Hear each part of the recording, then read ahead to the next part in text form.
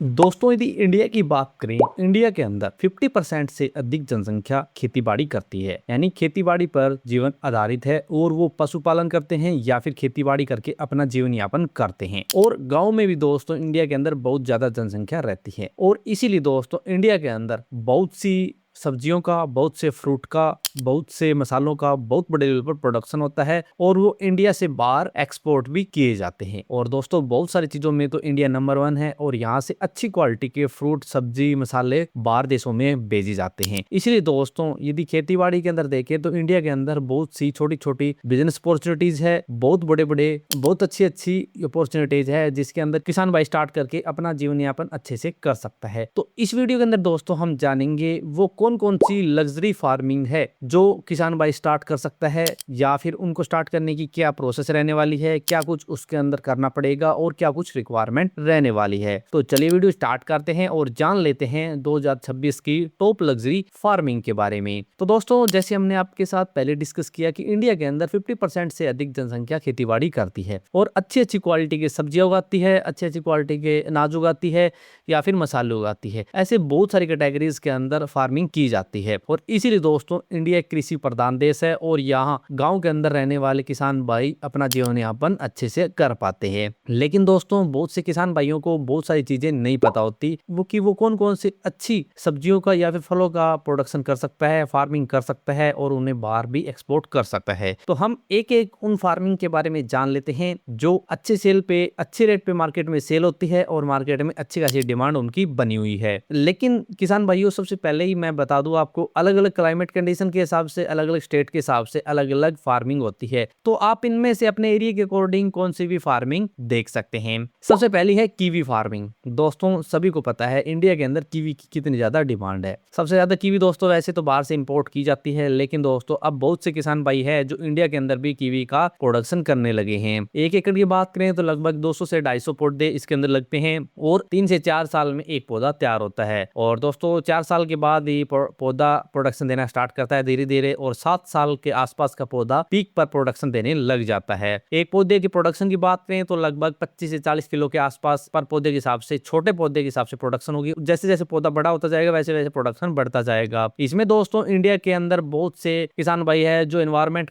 Controlled environment में इनका production कर रहे हैं और बहुत अच्छी सक्सेस उनको मिली है। इसमें दोस्तों सरकार भी पूरा पूरा सपोर्ट करती है और सब्सिडी पर लोन जैसी सुविधा देती है। दूसरे दोस्तों जिनसिंग फार्मिंग। दोस्तों जिनसिंग फार्मिंग की बात करें तो ये एक ultra high value medical crop है, यानी एक मेडिसिन पौधा है जिसकी इंडिया के अंदर अच्छी खासी डिमांड है और इसे दोस्तों इंडियन अश्वगंधा भी बोला जाता है। इसमें बहुत से अलग अलग स्कीम के तहत सब्सिडी दी जाती है क्योंकि दोस्तों मेडिसिन प्लांट है तो मेडिसिन प्लांट के अंदर ही आता है। ये तैयार होने में 5 से 6 साल लेता है। एक एकड़ में 25 से 50 हजार पौधे इसके लगाए जाते हैं। एक पौधे से 25 से 70 ग्राम रूट्स आराम से निकाली जा सकती है, यानी ये जड़ों से बनता है तो वहां से पता चलता है कि इसका प्रोडक्शन कितना होने वाला है। तो दोस्तों इंडिया के अंदर जिनसिंग की अच्छी खासी रिक्वायरमेंट है। अभी दोस्तों इंडिया के अंदर धीरे धीरे इस मेडिसिन पौधे की डिमांड बढ़ती जा रही है और बहुत से किसान भाई है जो इसकी फार्मिंग करना स्टार्ट कर चुके हैं। और दोस्तों ये पॉली हाउस में भी लगता है, बाहर भी लगाया जा सकता है, लेकिन पॉली हाउस में लगाते हैं तो इसमें सरकार की सब्सिडी लेके पॉली हाउस के अंदर भी लगाया जा सकता है। नेक्स्ट है पिस्ता फार्मिंग। दोस्तों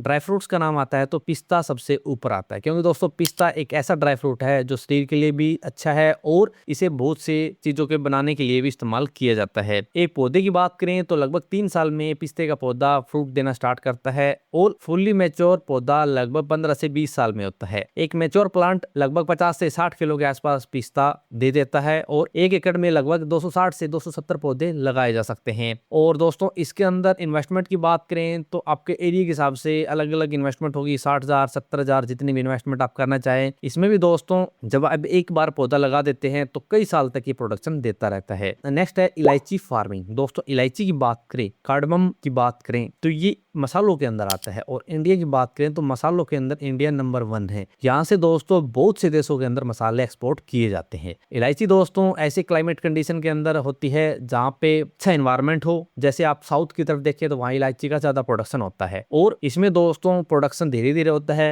कई साल लगभग 2 साल बाद प्रोडक्शन स्टार्ट होता है। 5 साल में पीक पे पौधा आता है और इसकी डिमांड दोस्तों इंडिया के अंदर अच्छी है। आपको पता है इलायची के रेट देखें तो आजकल 2,000 3,000 4,000 रुपए किलो के आसपास इलायची आपको देखने को मिलती है। तो इसलिए दोस्तों इलायची फार्मिंग भी एक लग्जरी फार्मिंग है जिसे लोग आज के टाइम कर रहे हैं। नेक्स्ट है वनीला फार्मिंग। दोस्तों वनीले की बात करें तो सबसे ज्यादा लग्जरी फार्मिंग में कोई पौधा आता है तो वो वनीला फार्मिंग आता है। 1 एकड़ में 14,000 पौधे लगते हैं। लगभग 2.5 साल में ये हार्वेस्टिंग करना स्टार्ट कर देता है। 4 से 5 साल में पौधा पीक पे आता है और इसका प्रोडक्शन बहुत बड़े लेवल पर होता है, क्योंकि दोस्तों इंडिया के अंदर वनीले की बहुत ज्यादा डिमांड है और बहुत से लोग हैं आज इंडिया के अंदर वनीला फार्मिंग कर रहे हैं। और किसानों को दोस्तों इस फार्मिंग के बारे में नॉलेज बहुत सी जगह से मिलती है। सरकार द्वारा अलग अलग ट्रेनिंग सेंटर चलाए जाते हैं या फिर नए नए प्रोग्राम चलाए जाते हैं जिससे इन लग्जरी फार्मिंग की किसानों को नॉलेज हो और वो अपना स्टार्ट कर सके। नेक्स्ट है अग्रवुड फार्मिंग। दोस्तों अग्रवुड फार्मिंग की बात करें तो अग्रवुड फार्मिंग भी इंडिया के अंदर अच्छे लेवल पर आज के टाइम हो रही है। आपने दोस्तों बहुत सी वीडियो देखे होंगे अग्रवुड फार्मिंग के, बहुत से नए नए किसान आ रहे हैं क्योंकि दोस्तों आजकल युवा किसान ज्यादा आपको देखने को मिलते हैं। और जो युवा किसान है दोस्तों नए नए एक्सपेरिमेंट करते रहते हैं, नए नए टेक्निक लेके आते हैं, नई नई टेक्नोलॉजी के साथ काम करते हैं और ज्यादा ज्यादा प्रोडक्शन लेने की कोशिश करते हैं। अग्रवुड फार्मिंग की बात करें तो ये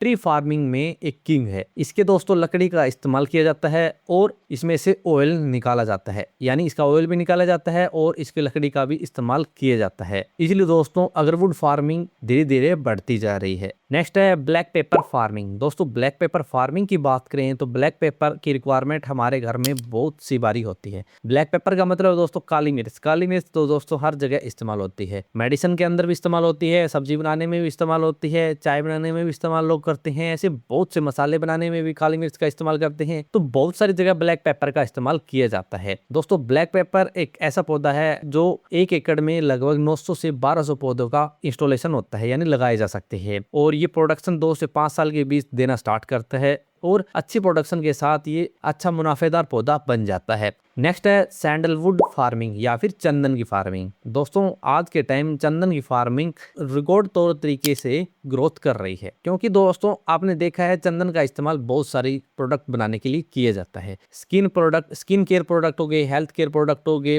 या फिर हेयर केयर प्रोडक्ट हो गए, सभी के अंदर चंदन का इस्तेमाल किया जाता है। इसलिए दोस्तों चंदन की फार्मिंग धीरे धीरे बढ़ती जा रही है। पहले दोस्तों हर एक कोई चंदन की फार्मिंग नहीं कर सकता था, लेकिन धीरे धीरे अब चंदन की फार्मिंग होना भी स्टार्ट हो चुकी है। बहुत से लोग दोस्तों जो व्हाइट चंदन होता है उसकी फार्मिंग करना स्टार्ट कर चुका है। नेक्स्ट है सफेद मूसली फार्मिंग। दोस्तों सफेद मूसली का इस्तेमाल तो सभी को पता है मेडिसिन के अंदर किया जाता है। आयुर्वेद के अंदर दोस्तों सफेद मूसली का इस्तेमाल तो बहुत सारी जगह करवाया जाता है और सफेद मूसली के दोस्तों जड़ों का इस्तेमाल किया जाता है। तो इसलिए सफेद मूसली भी एक अच्छी फार्मिंग है जिसकी डिमांड इन फ्यूचर देखें या फिर प्रेजेंट टाइम देखें तो अच्छी खासी बनी हुई है। तो दोस्तों सफेद मूसली फार्मिंग में दोस्तों आप कंपनी से कॉन्टेक्ट कर सकते हैं, कंपनियां भी खरीदती है, बहुत सी आयुर्वेदिक कंपनियां हैं जो सफेद मूसली खरीद लेती है और आप अपने हिसाब से भी डायरेक्ट सेल कर सकते हैं। दोनों तरीके से इसकी सेल मार्केट में अच्छी बनी हुई है। नेक्स्ट है दोस्तों ड्रैगन फ्रूट फार्मिंग। दोस्तों ड्रैगन फ्रूट की बात करें तो ये एक लग्जरी फ्रूट है। सभी को पता दोस्तों हर एक कोई ड्रैगन फ्रूट नहीं खा सकता, हर एक के बस की बात नहीं है, महंगा है ज्यादा। इसलिए दोस्तों